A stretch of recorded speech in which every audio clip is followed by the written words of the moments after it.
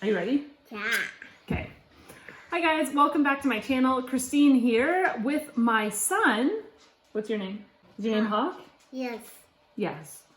Today we are going to do a magic milk experiment. How old are you, Hawk? I'm 3 years old. 3 years old. That's such a great age for this magic milk experiment, isn't it? Yeah, agree. Okay, so here are the things that you're gonna need for the magic milk experiment. You're gonna need a glass container. You need some milk, food coloring, cotton swabs, and the last thing, what is that? Food coloring. Is that food coloring? It's soap. Oh, it's dish soap. You're right. All right, so let's get to it. So step one is to pour a thin layer of milk into the pan. You wanna help me with that? Yes, please. Okay. Now milk is made up of fats and proteins. So we're gonna see what happens when we add dish soap to the milk, and the food coloring is gonna help us to see that process. So next up we need some food coloring in there. Let's get out The food coloring. food coloring. Which color do you wanna do?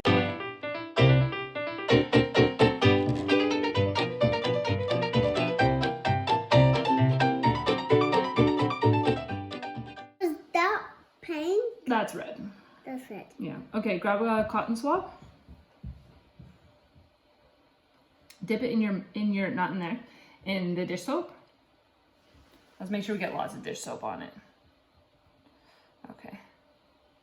Now we're gonna put it in. I want you to put it right in the middle, and we're gonna hold it there for 15 seconds. So we need to count to 15. Ready? And put it in and press down. Whoa.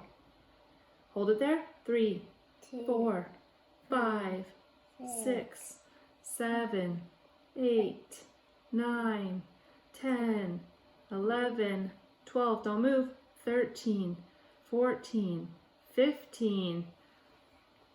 Wow. Whoa, it's really going now. Keep holding it there. Oh my goodness, look at it. It's making a rainbow. It looks so cool. Wow. When I stir it up, it Okay, makes rainbow. okay, get a new Q-tip. Put that one down.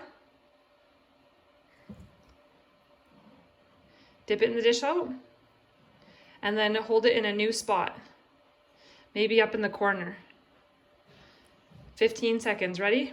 Push down. 1, 2, 3, 4, 5, 6, 7, 8. Don't stir. 9, 10.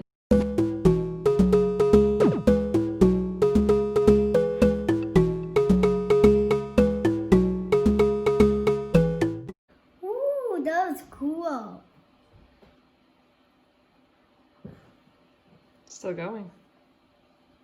It's gone without it. Meow, meow, meow, meow, meow, meow, meow, meow, meow, meow, meow, meow, meow.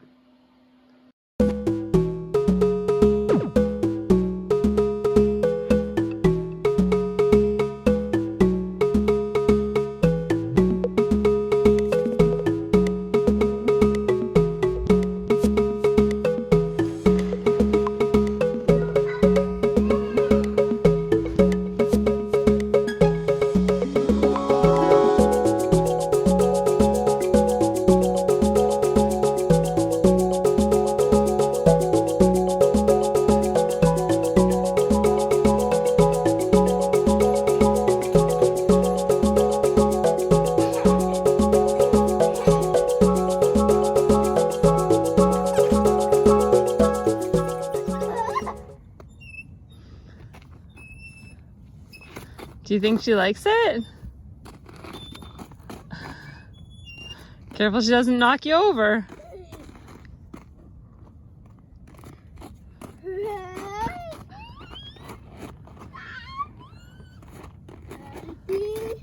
Daddy.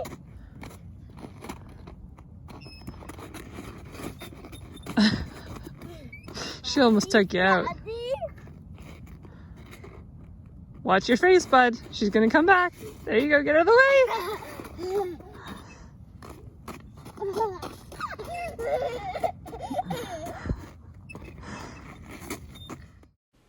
All right, let's talk about food. I am currently doing a $40 per week grocery challenge. And this is basically what you can get for about $40. The bag of potatoes here, this is the best buy. I got a 10-pound bag of potatoes for only $4. They also had 10-pound bags of carrots, but I opted to go for the organic, so this 2-pound bag did cost me $4. I also got croutons for $2, ham for $6. Cream costs $3.49. I'm actually gonna have to buy another one of those later. This was a steal of a deal. I got this pasta sauce for only 88 cents. Wish I had bought more, but budget. Beans, $1. These will be going in the chili. Jen likes to add a little bit of flavor to her water, so we got that for $3. These strained tomatoes, steal of a deal, also 88 cents. Can't go wrong. Jen will use those with her meatballs. We also got applesauce for $3, and I'll take this jar and divide it up into pouches that Hawksley can have on our morning walks. I got pasta for $2. This will be going into the chicken soup that we are making. And I don't think I talked about it yet, but the bag of avocados there, those were $2.50. So this came out to $33, which is great because I'm under budget and I still need to buy Gray some Cheerios. Forgot to get those, and we will probably need cream later in the week as well. Now let's make some food. So I have some coconut oil that has melted down in the pot here. I'm gonna grab my carrots, excuse my lunch that I'm working on there.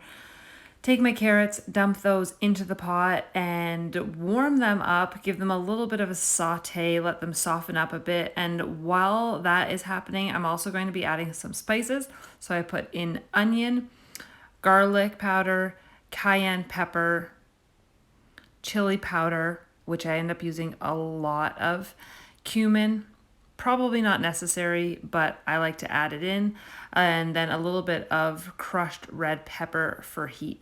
And I like to add the spices in before I add in the tomatoes because I find that that helps to kind of wake the spices up a little bit.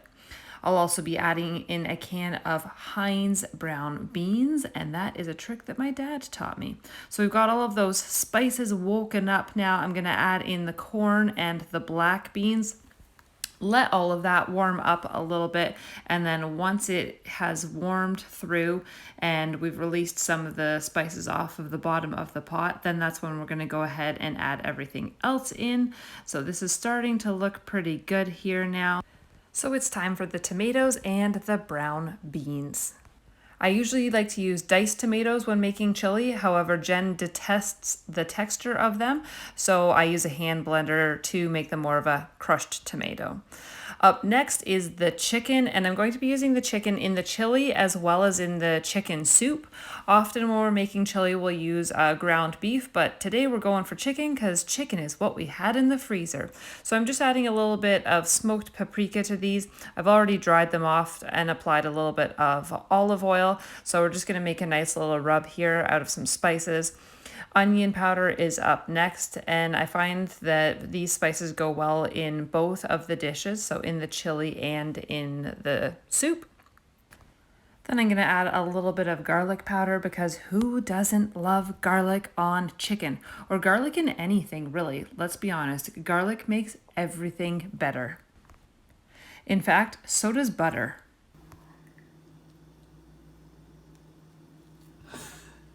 My belly.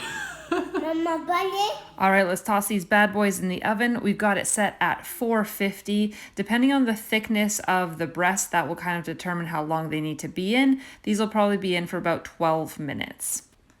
And once the breasts came out of the oven, I let them cool, and now I'm just using 2 forks to shred them up. Half that shredded chicken went in the chili, and the other half will be going in this recipe here, which is chicken soup. So I've got some coconut oil in the pot. Now we've tossed the carrots in, and we have spiced up those carrots with a little bit of onion, garlic powder, some turmeric, and now we're tossing in the chopped up potatoes now. Once I've got that all kind of warmed through a little bit, we're going to add some water to release the spices off of the bottom of the pot.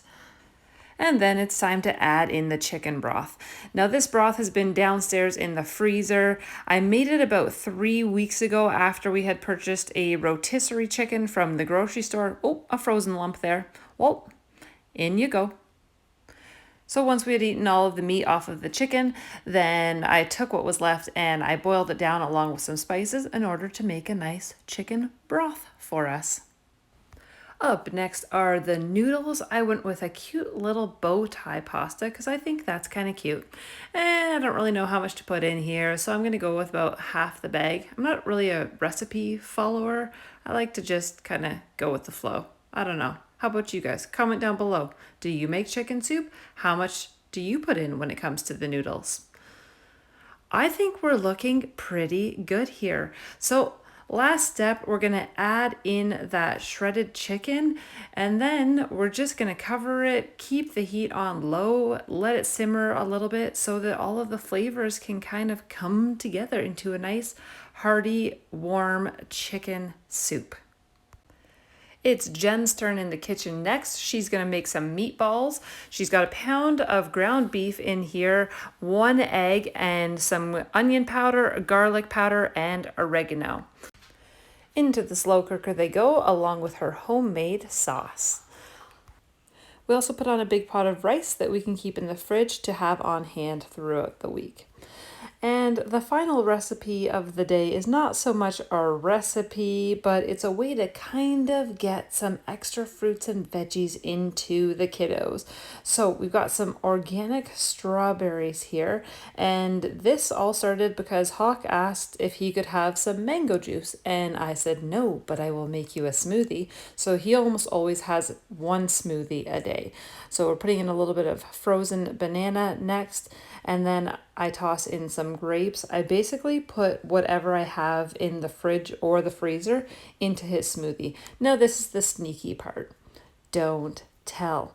This is some organic kale. He doesn't really seem to notice it too much. I think that all of the fruits kind of help to cover up the taste of the kale. So it's a good way to get some greens into your little ones. This is an oat beverage. And we're just going to finish that guy off there. And then we'll add in the splash of mango juice that he had requested. Depending on the type of smoothie that I'm making and how many frozen fruits and vegetables I have in the blender, sometimes I'll add a little bit of extra water just to make sure that it's going to get going okay. Today I'm going to put his smoothie in a green bottle so that he can't actually see that the smoothie itself is green. However, on the days that I put it in a clear bottle, I usually just tell him that it's an Incredible Hulk smoothie, and he's usually pretty pleased with the fact that it's green. Well, that's it for today's video. Hopefully you enjoyed watching the experiments as well as some budget-friendly meal prep. I would love to hear from you. Let me know in the comments down below what your favorite budget-friendly meal is. I will hopefully have the opportunity to make it this month, especially since I am doing this $40 per month grocery challenge. So if it works with my budget, I'll give it a go. So let me know. If you want to hang out with us and see more of our videos, please go ahead and hit that subscribe button. And if you just liked watching today's video, I'd appreciate that thumbs up. Thanks so much for watching today, and we'll see you in the next one. Bye.